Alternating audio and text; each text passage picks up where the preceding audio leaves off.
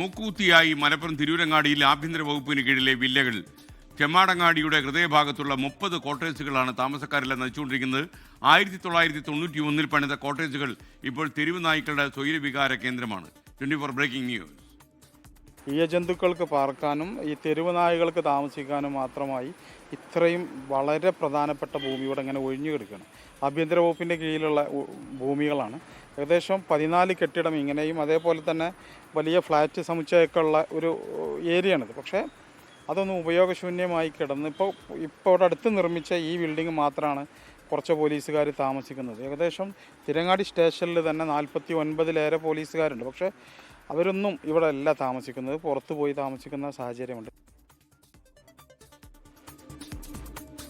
മലപ്പുറത്ത് നിന്ന് നിഖിൽ പ്രമേഷ് വിവരങ്ങളുമായി ചേരുന്നു. നിഖിൽ, ഗുഡ് മോർണിംഗ് എഗെയിൻ, പറയൂ.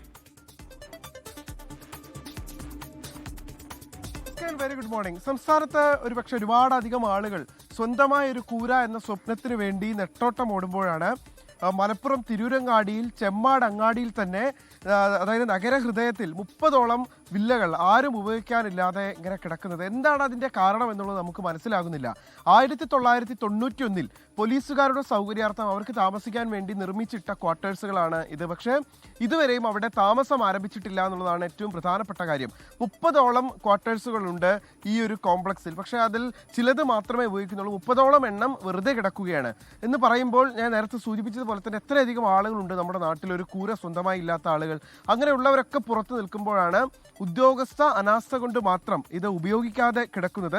നേരത്തെ സമാനമായ തരത്തിൽ 24 ചിറ്റാറിൽ നിന്നുള്ള തരത്തിലുള്ള ഒരു സാഹചര്യം ആഭ്യന്തര വകുപ്പ് മന്ത്രി രമേശ് ചെന്നിത്തലയുടെ ശ്രദ്ധയിൽപ്പെടുത്തുകയും അദ്ദേഹം അതിൽ തുടർ നടപടികൾ സ്വീകരിക്കുമെന്ന ഉറപ്പ് നൽകുകയും ചെയ്തിരുന്നു. അത്തരത്തിൽ തന്നെ ആഭ്യന്തര വകുപ്പ് മന്ത്രിയുടെ മുന്നിലേക്ക് നമ്മൾ ഈ വിഷയം കൂടി വെക്കുകയാണ്.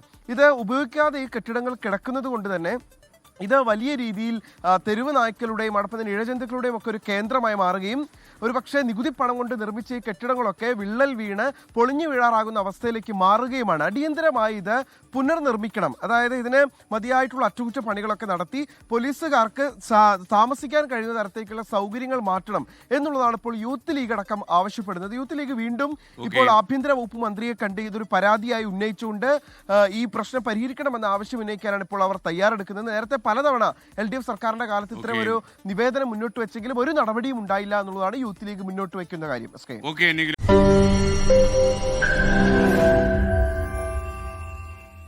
ലോകത്തെവിടെയായാലും ഏത് സമയത്തും 24 വാർത്തകളും ഓഗ്മെന്റഡ് റിയാലിറ്റി പാക്കേജുകളും എക്സ്പ്ലെയിനറുകളും വിശദമായി കാണാൻ ഞങ്ങളുടെ യൂട്യൂബ് ചാനൽ നിങ്ങൾക്ക് സബ്സ്ക്രൈബ് ചെയ്യാം.